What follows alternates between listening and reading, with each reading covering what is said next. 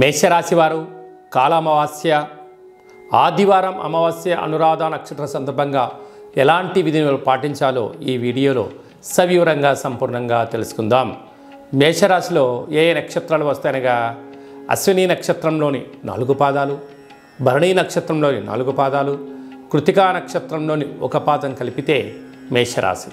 చాలామందికి పుట్టినటువంటి కాల సమయంలో డేటా బర్త్లు లేనటువంటి కారణం వలన పేరు యొక్క మొదటి అక్షరాన్ని అనుసరిస్తూ ఆ రాశిని తెలుసుకునే ప్రయత్నం చేద్దాం.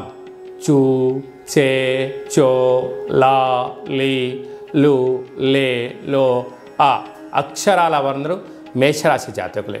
మేషరాశి యొక్క అధిపతి కుజ భగవానుడు.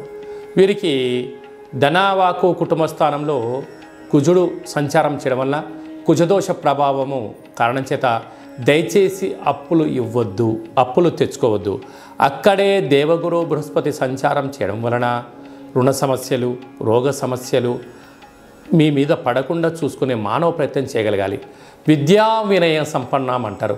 విద్య ద్వారా వినయం, వినయం ద్వారా ఉద్యోగం, ఉద్యోగం ద్వారా ధనం, తెచ్చినటువంటి ధనాన్ని ఎలా సద్వినియోగపరచుకోగలగాలి, దుర్వినియోగం ఎలా ఆపగలగాలో దేవగురు బృహస్పతి యొక్క సలహాలు సూచనలు ఉంటాయి. కనుక మీ మనస్సు మాట మీరు వినండి, ధర్మబద్ధంగా ఉండండి. రుణ సమస్యలు, రోగ సమస్యలకు అనవసరంగా ఖర్చులు పెట్టుకోకుండా ఉండే మానవ ప్రయత్నం చేయగలరు.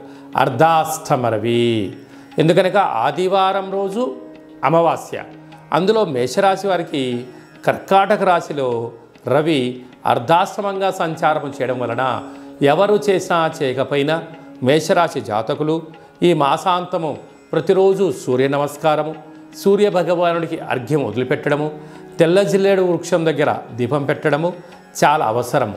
అలాగనే సూర్యాసనాలు, సూర్యోపాసన, నది స్నానం చాలా అవసరం అని చెప్పి గుర్తుపెట్టుకోగలగాలి. కనుక ఇలాంటి కాల సమయంలో తెల్ల జిల్లేడు యొక్క వృక్షం దగ్గర దీపాన్ని పెట్టడం, ఆ యొక్క వేర్లు తీసుకొచ్చి ఇంట్లో పెట్టుకోవడం వలన మేషరాశి వారికి అర్ధాష్టమ రవి దోషము, కుజదోషం తొలగిపోతుందని చెప్పి గమనించాలి. మీ జన్మ నక్షత్రం రోజున అష్టమి అమావాస్య తిథి ఎందున దయచేసి దూర వాయు జల ప్రయాణాలు పెట్టుకోవద్దు. అదే కాకుండా వాగ్వివాదాలకు వెళ్ళొద్దు, అపోహలకు వెళ్ళొద్దు, చిన్న చిన్న విషయాలకు ఆందోళన తగదు. ఇలా అయినట్లయితే వాహన ప్రమాదాలు కానీ, మృత్యుదోషాలు కానీ, అపమృత్యు దోషాలు కలిగే అవకాశాలు మాత్రమే ఉన్నాయి. కనుక వీలైనంత వరకు మౌనం, ధ్యానం, జపం, తర్పణం, అవగాహన, మేధా సంపత్తి, ఆరోగ్యాన్ని కాపాడుకునే ప్రయత్నం చేయాలి. లేకపోతే దీర్ఘకాలిక వ్యాధుల ద్వారా అనేక రకాలమైన ఇబ్బందికి గురయ్యే పరిస్థితి ఉంటుంది. సాఫ్ట్వేర్ ఉద్యోగస్తులు, హార్డ్వేర్ ఉద్యోగస్తులు, వ్యవసాయ సోదరీమణులు, గృహ భవన నిర్మాణ కార్యక్రమాన్ని ఆచరింపజేసేటువంటి వారు, అలాగనే రాజకీయాలు, విద్యావేత్తలులో ఉండబడిన వారందరూ కూడా 1-2 సార్లు ఏదైనా పని చేసేటప్పుడు ఆచితూచి నిర్ణయం తీసుకోవడం మంచి నిర్ణయంగా భావించగలగాలి.